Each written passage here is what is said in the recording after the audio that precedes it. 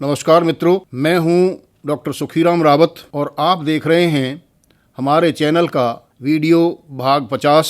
इस वीडियो का टॉपिक है मौर्य सम्राट अशोक द्वारा बौद्ध धर्म का प्रचार प्रसार। इसमें हमें ये देखना है कि सम्राट अशोक कैसे बौद्ध धर्म में परिवर्तित हुए और फिर उन्होंने बौद्ध धर्म के लिए क्या क्या उपाय किए और कहाँ कहाँ तक इस बौद्ध धर्म को फैलाया। प्रथम मौर्य सम्राट चंद्रगुप्त मौर्य के बाद उसके पुत्र बिंदुसार ने 298 ईस्वी पूर्व से लेकर 273 ईस्वी पूर्व तक अर्थात 25 वर्ष तक मगध पर शासन किया। तदुपरांत राज्य प्राप्ति के लिए बिंदुसार के पुत्रों में गृह युद्ध हुआ। दीपवंश और महावंश आदि बौद्ध ग्रंथों के आधार पर कुछ इतिहासकार ऐसा मानते हैं कि बिंदुसार के 100 पुत्रों में से 99 सौतेले भाइयों को मारकर अशोक ने राज्य प्राप्त किया था। यही कारण है कि बौद्ध ग्रंथों में उसे चंडाशोक कहा गया, यानी चंड अशोक के नाम से जाना गया। परंतु तिब्बती लेखक तारानाथ ने महाबोधि वंश आदि बौद्ध ग्रंथों के आधार पर यह बताया है कि अशोक ने केवल 6 भाइयों की हत्या की थी, जबकि चीनी साक्ष्य ये बताते हैं कि राज्य प्राप्ति के लिए अशोक ने केवल अपने बड़े भाई, सौतेले बड़े भाई सुसीम, जिसे सुमन के नाम से भी जाना गया, उसकी हत्या की थी। इसके 4 साल बाद यानी 269 ईस्वी पूर्व में अशोक राजगद्दी पर आसीन हुआ। अपने राज्याभिषेक के समय उसने देवानाम प्रियदर्शी उपाधि धारण की। सम्राट अशोक ने 232 ईस्वी पूर्व तक अर्थात 37 वर्ष तक मगध पर शासन किया। उसके साम्राज्य में प्राय संपूर्ण भारत शामिल था। नेपाल पर भी अशोक का शासन था, परंतु कलिंग को उस समय विद्वान एक स्वतंत्र राज्य मानते हैं। संभवतः राजा बिंदुसार के समय कलिंग स्वतंत्र हो गया था, अतः उसको अपने अधीन करने के लिए सम्राट अशोक को 261 ईस्वी पूर्व कलिंग से युद्ध करना पड़ा। प्राचीन कलिंग वर्तमान भारत के पूर्वी तट पर मुख्य रूप से ओडिशा और उत्तरी आंध्र प्रदेश के क्षेत्रों में स्थित था। इसमें आधुनिक छत्तीसगढ़ के भी कुछ भाग सम्मिलित थे। सम्राट अशोक के 13वें शिलालेख से यह ज्ञात होता है कि कलिंग के युद्ध में 1.5 लाख कैदी बनाए गए, 1 लाख लोग मारे गए और इससे भी कई गुना लोग अन्य कारणों से काल कबलित हो गए। इसमें कलिंग की पराजय हुई और उसे मौर्य साम्राज्य में मिला लिया गया। इस घटना से अशोक का हृदय परिवर्तन हो गया, यानी इतना नरसंहार हुआ तो जाहिर है कि एक शासक, अशोक जैसे शासक का हृदय परिवर्तन संभव था। वह असंख्य निर्दोष लोगों के मारे जाने से और उनका रक्तपात करने से बहुत दुखी हुआ।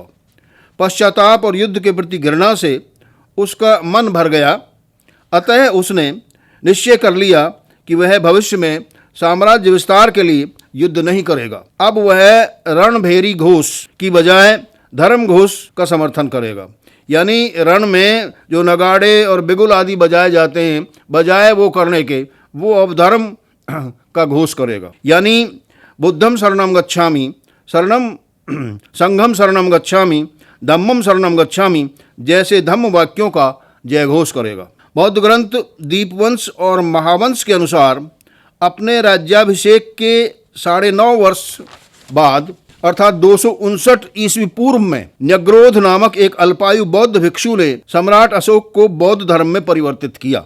यह न्यग्रोध कौन था? यह न्यग्रोध सुसीम यानी सुमन नाम के अशोक के उस बड़े भाई का पुत्र था जिसे मारकर अशोक ने सिंहासन प्राप्त किया था। कुछ विद्वान दिव्यावधान आदि बौद्ध ग्रंथों के आधार पर ये बताते हैं कि उपगुप्त नामक एक बौद्ध भिक्षु के प्रभाव से अशोक ने बौद्ध धर्म स्वीकार किया था। ये बौद्ध धर्म कौन सा बौद्ध धर्म था? ये उपासक बौद्ध धर्म था। भिक्षुओं या सन्यासियों के लिए जो बौद्ध धर्म था वो अलग था, उन्हें सन्यास लेकर बाहर रहना पड़ता था, जबकि इस बौद्ध धर्म को जिसे अशोक ने अपनाया था उसे कोई भी गृहस्थी अपना सकता था, इसीलिए इसे उपासक बौद्ध धर्म कहा गया, जो प्रत्येक व्यक्ति के लिए उपयुक्त था। इसमें प्रत्येक बौद्ध अनुयायी को बुद्धम शरणम गच्छामि, संघम शरणम गच्छामि, धम्मम शरणम गच्छामि के शरणागति वाले वाक्यों का उद्घोष करना पड़ता है। सम्राट अशोक ने भी ऐसा ही किया था। महावंश के अनुसार सम्राट अशोक ने मोगली पुत्र तिस्स की अध्यक्षता में पाटलिपुत्र में तीसरी बौद्ध संगीति का आयोजन किया, जिसमें बौद्ध धर्म के विवादों का निपटारा किया गया था। बौद्ध धर्म अपनाने के बाद सम्राट अशोक ने अपने साम्राज्य में 84,000 बौद्ध स्तूप बनवाए और 14 शिलालेख स्थापित किए। इन्हीं बौद्ध स्तूपों में से एक बौद्ध स्तूप, जो एशिया महाद्वीप में सबसे ऊंचा स्तूप था, अफगानिस्तान में गजनी के पास बामियान नामक स्थान पर स्थापित किया गया था, जिसे 2001 ईस्वी में के आरंभ में अफगानिस्तान की तालिबान सरकार ने डायनामाइट लगाकर समूल नष्ट कर दिया और इस प्रकार विश्व की एक ऐतिहासिक और सांस्कृतिक धरोहर को नष्ट भ्रष्ट कर दिया, यानी उसको तहस नहस कर दिया। फिर सम्राट अशोक ने धार्मिक मामलों की देखरेख के लिए धर्म महामात्रों की नियुक्तियां की। धर्म प्रचार के लिए उसने अपने साम्राज्य में तथा साम्राज्य के बाहर भी अपने प्रचारक भेजे। ये प्रचारक यवन, कंबोज, गांधार आदि पश्चिमी क्षेत्रों में तथा सुदूर दक्षिण में चोल, पांड्य, केरल, ताम्रपर्णी यानी श्रीलंका आदि क्षेत्रों में तथा भारत के बाहर सीरिया, मिस्र, मैसिडोनिया, सीथिया का मग क्षेत्र आदि स्थानों पर गए। अशोक के लंका यानी ताम्रपर्णी में धर्म प्रचार के लिए सम्राट अशोक ने अपने पुत्र महेंद्र और पुत्री संघमित्रा को भेजा। जहां लंका का राजा देवानाम प्रियतिस्य 40,000 लंका वासियों के साथ बौद्ध धर्मानुयायी हो गया। बौद्ध ग्रंथों को पहली बार लंका में ही प्रथम शताब्दी ईसा पूर्व में पाली भाषा में लिपिबद्ध किया गया। पाली भाषा में संपूर्ण बौद्ध त्रिपिटक ग्रंथ लंका में ही उपलब्ध हुए हैं, ऐसा बताया जाता है। लंका से ही बौद्ध धर्म दक्षिणी एशिया और इंडो चीन के विभिन्न देशों में जैसे कंबोडिया, श्याम, लाओस आदि में फैला। परिणामतः सम्राट अशोक और कुछ सीमा तक सम्राट कनिष्क तथा हर्षवर्धन जैसे बौद्ध जाट शासकों के प्रयासों से बौद्ध धर्म भारत की सीमाओं से बाहर उत्तर की ओर मध्य एशिया, चीन, जापान, कोरिया, मंगोलिया, तिब्बत और दक्षिण की ओर लंका, बर्मा, थाईलैंड, कंबोडिया, जावा, सुमात्रा आदि देशों में फैल गया और इस प्रकार भारतीय संस्कृति का दूर दूर तक प्रचार प्रसार किया गया।